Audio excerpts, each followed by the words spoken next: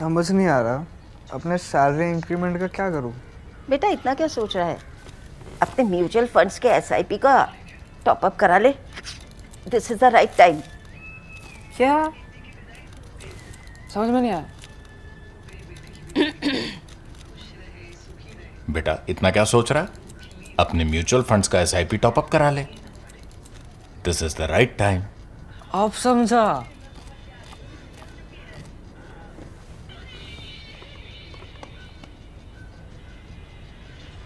Mutual fund investments are subject to market risks. Read all scheme related documents carefully. The anniversary of Rajiv Gandhi's assassination gives me the opportunity to revisit a story that I had covered first in Chennai or Madras then, following his assassination, and then in Sri Lanka, because soon enough we found that the roots of what had happened or the seed of what had happened had been sown in Sri Lanka. So that took me to Sri Lanka as well, and that is the story I'm going to recount today in my first person second draft series. It's a 3-part series that I started in 2013.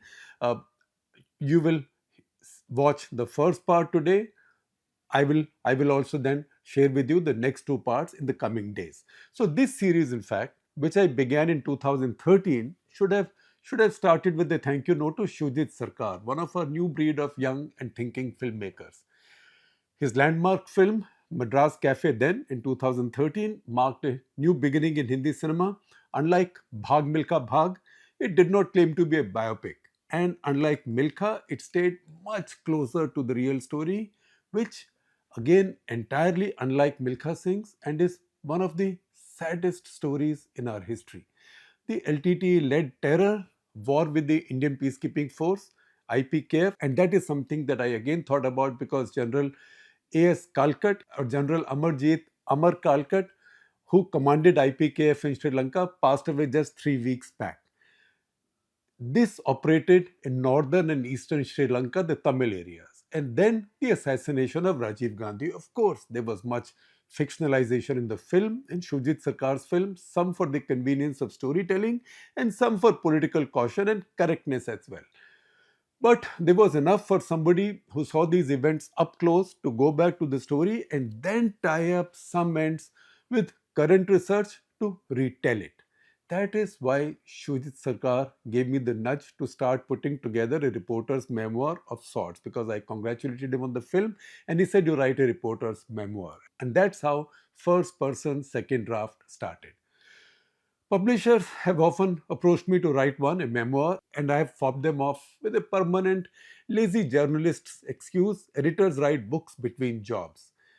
Inspired by Madras Cafe, however, I tried an unconventional approach to that memoir in the form of this series. And then the series went on with other stories, Punjab and the rest. And this is a series where I will try and visit, say, each of the 20 biggest stories of our times that I was witness to.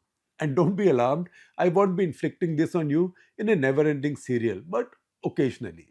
First person in this series comes from the idea that I confine myself to my first hand experience, and second draft because the passage of time gives you the benefit of reflection and hindsight to see what you covered in real time in fresh light now.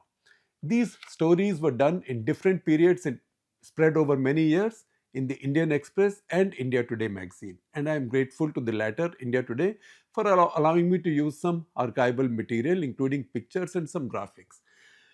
I was assigned to follow up on Rajiv Gandhi's assassination within about 10 days, as the first indications of a Sri Lankan connection emerged. I was already an old Sri Lanka hand, having been both lionized and demonized in that country. But more about that later in the next part. I landed in Colombo in the first week of June 1991.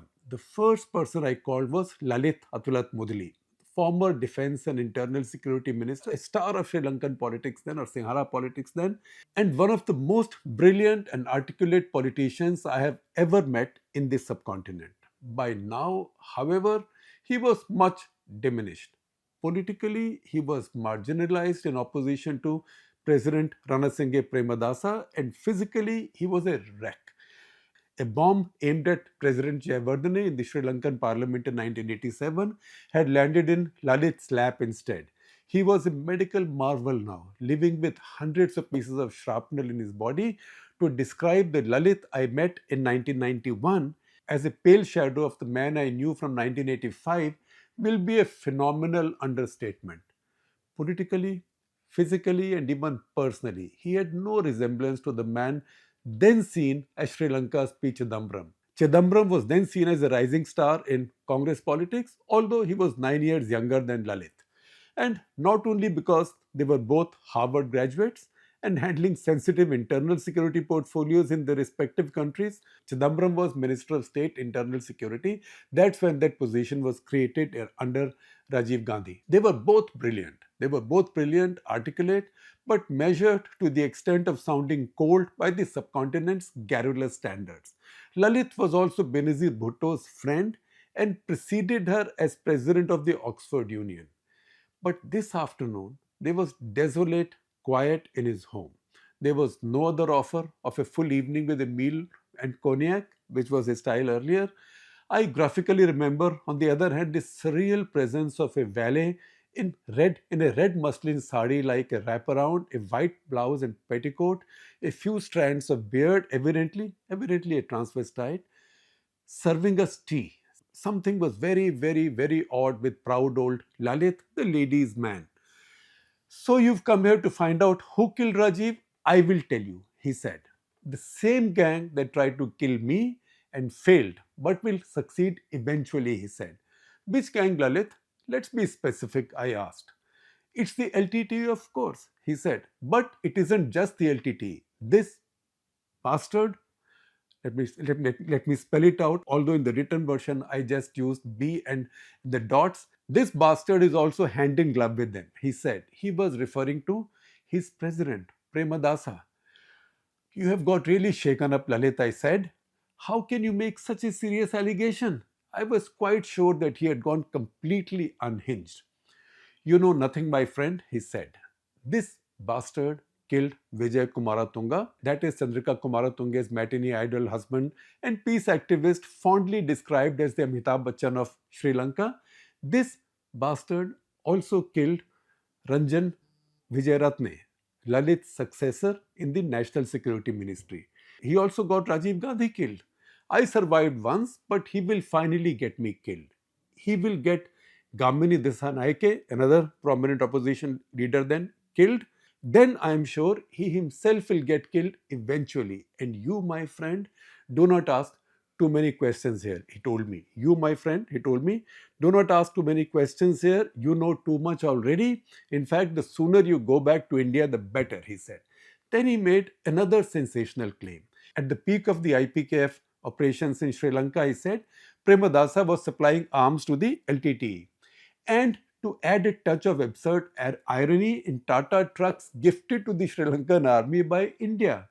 He gave me copies of some government documents as evidence and which I could use without attribution. On the record, he had this telling line which we then published. He said, and I quote from what he had said then, and it had got published in India Today then in 1991, June 1991. He said, when we get angry with someone, we may slap him. The LTT will simply kill him. Events later proved he had not gone unhinged. He was just desperately scared and bitter, but still brilliantly and tragically prescient. Everything he predicted came true. In April 1993, a gunman killed Lalit. Initially, Premadasa blamed the LTTE and produced the body of the usual suspect, a young Tamil with a cyanide capsule in the mouth. A commission later indicted Premadasa, the president.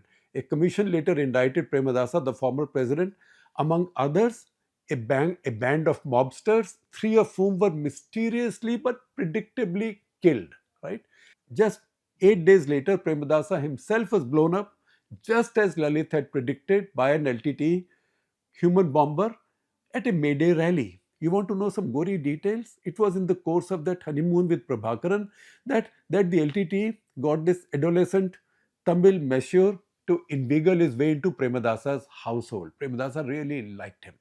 The president was soon obsessed with him, so much that he took him along on his travels and nobody cared to frisk him. So he came as usual as a soldier of the LTTE in Mufti with a bomb belt and gave Premadasa a final hug of death.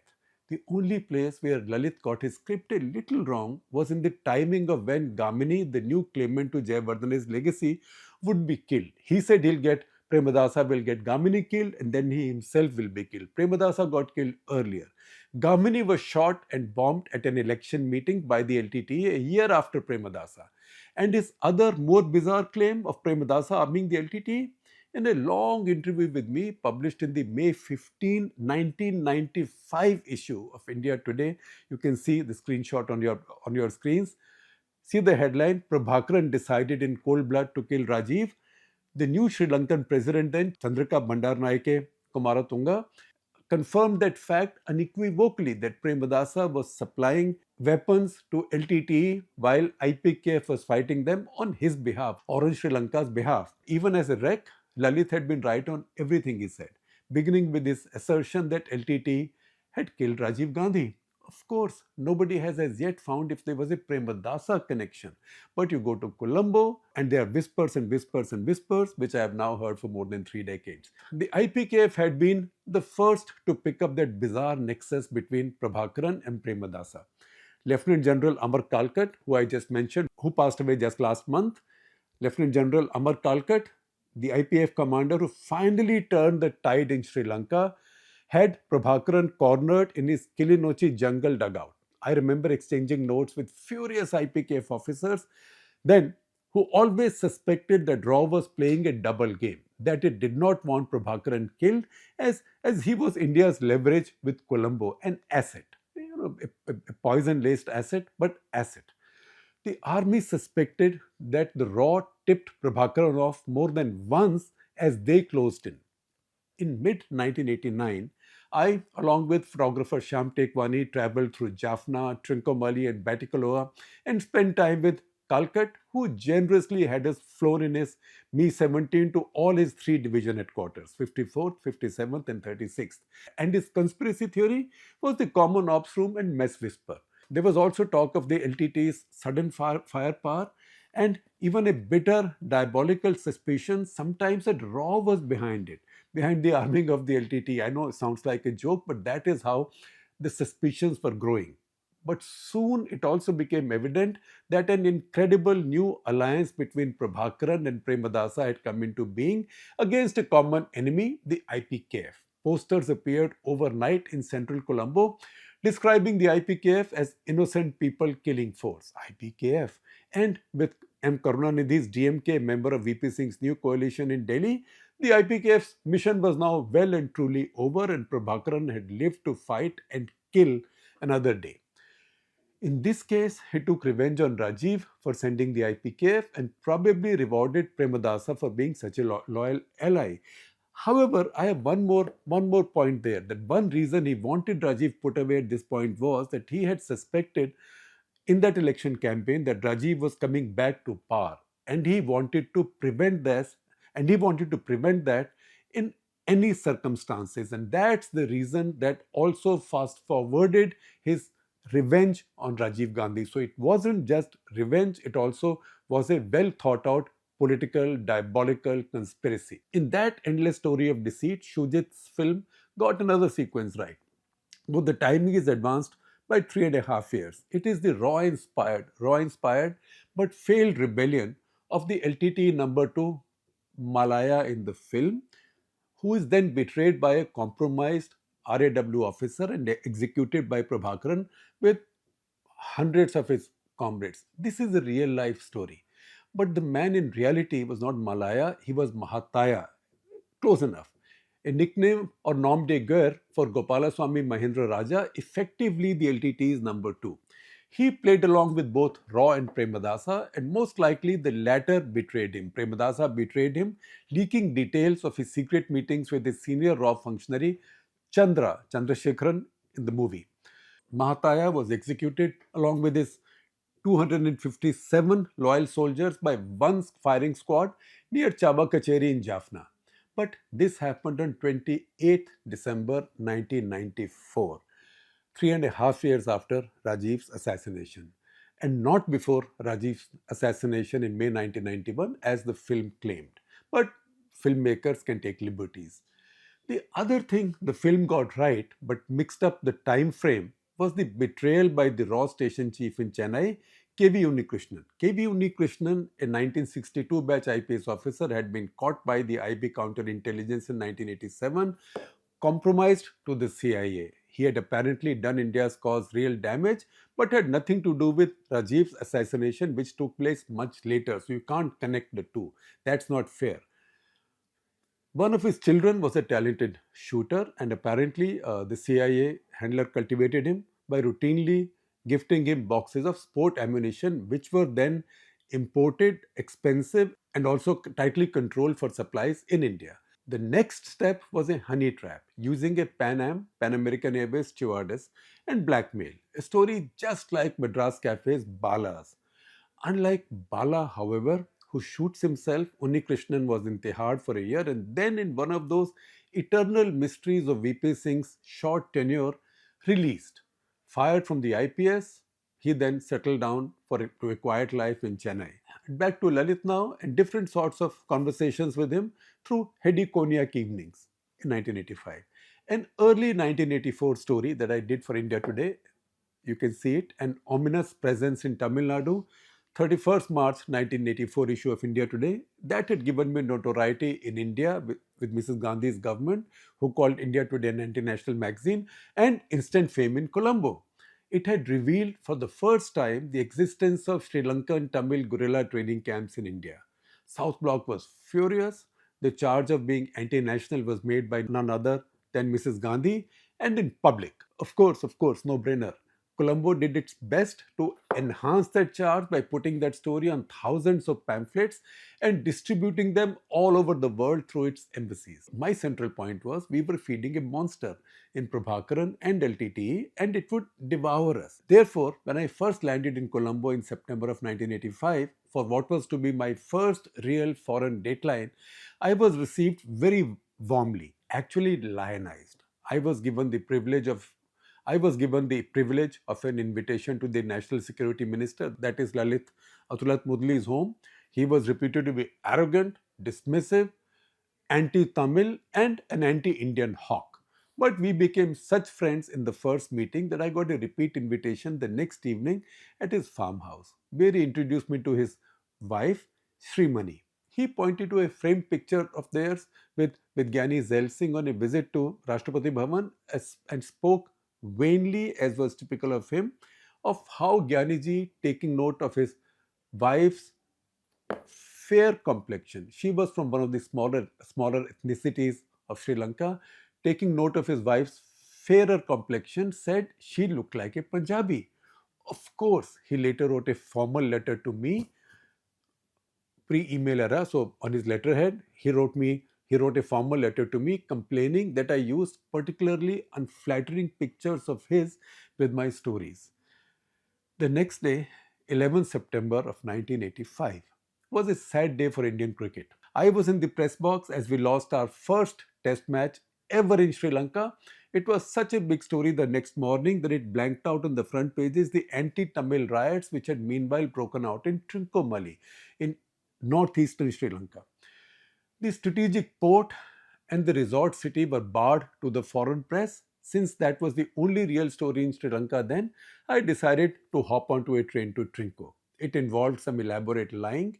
I told Lalit as well as Hardeep and Lakshmi Puri, then senior diplomats at our High Commission, you know both of them. Hardeep is now our Union Minister for Petroleum and more. And Lakshmi, who later worked with the UN Women in a key position, is now an acknowledged author. The elaborate lie I built was that I was going to Kandy to watch the third test match. The first was drawn, India had lost the second, and now I was going to Kandy to watch the third test match. Lalit frightened me by saying he may be coming to Kandy too and would send for me in the press room during lunchtime. So he would give me lunch at Kandy as well, he said. I proceeded to Trinco nevertheless. The only name I knew in Trincomalee was Commodore Justin Jayasuriya, the Sri Lankan Joint Operations Commander or JOC. I had had reporter's luck finding myself next to him on the Indian Airlines flight from Madras to Colombo. Since he was an NDA alumnus, we found some common acquaintances and he gave me his number in Trinco. He was also generous enough to grant me an audience at his headquarters as I reached his burning city, as I reached Trinco. Trouble came the next morning. Taking pictures of a Tamil temple being burnt by a Sinhala mob, helped along by the armed police, I, along with a British freelancer and his girlfriend, dressed in no more than a bikini with a sarong wrapped like a ridiculous fig leaf, we were all arrested by the same soldiers who locked us up, threatening to shoot and throw our bodies in the street. The same soldiers as in the soldiers who were escorting the people who were burning the temple. So they arrested us and they said, we'll shoot you and throw your bodies in the street. I dropped the two names I thought that might work: Lalit Atulat Mudili and Commodore Jayasuriya. Any reporter with some experience would tell you that one thing that rarely fails with armed forces in the subcontinent, especially the police, is throwing rank at them. But my lie was more elaborate. I said I had to have lunch with Lalit the next day, so I must be on the train to Colombo this evening, and that the JOC himself, Commodore Jayasuriya himself, was supposed to ensure I presented myself before his minister in time. After some haggling, I was allowed to call the Commodore, the Joint Operations Commander, who, though confused, figured something was wrong and asked for me to be released. He also promised to leave word with Lalit's office that I would keep my date for lunch. Sure enough, I was on that train to Colombo, and it turned out to be the last train from Colombo. And it turned out to be the last train between Trincomalee and Colombo for many years after that. The next day, the LTTE blew up a major bridge on that rail track, and it wasn't built for a very long time. The next morning's Colombo dailies had me on page 1 at the very top. Controversial Indian journalist so and so arrested while taking pictures of sensitive military installations in Trincomalee, but let off with a warning in a gesture of goodwill. Hardeep Puri was the first to call me with a mouthful, though only with kindly concern. I later learned he too had found out about my arrest and had pulled strings to get me freed. It was different later that evening as I was asked to present myself at Lalit's home again. You deceitful liar, he said, I thought you were an honest young bloke, and you even lied to my commander that you had a lunch date with me. What if I had said, no, you didn't? I really had no answer, so I let him went. I could have said there is honor among thieves, but I'd rather not. And you told me you were to be in Kandy. I actually thought I'd give you lunch, so I looked for you there. You liar. Who can ever trust you with stories you publish? I reminded him gently that his government did enough, in fact, to print my story out in its propaganda pamphlets, to my great embarrassment. Lalit gave me another stern look, but a mock one, and then both of us laughed, drank some more cognac, and became friends. Never mind that he was 20 years my senior. There's a postscript to this. Lalit's wife Srimani took over his party after him but died of cancer in 2004 at just 58. In Colombo, I checked on his daughter Cyrilla and was told she had moved overseas. Commodore Jayasuriya, who saved me much discomfort and probably my life, and definitely limb, I was told, rose to become number 2 in the Sri Lankan Navy and moved over to London. I do walk around on my visits to Colombo to check out on old haunts and spots and remember the many friends and acquaintances I had lost violently in that vicious war. 21 out of merely my first January 1984 notebook with 28 names. 21 of the 28 had already gone by then. All of them died violent deaths. But more about the war and death in my next 2 subsequent parts.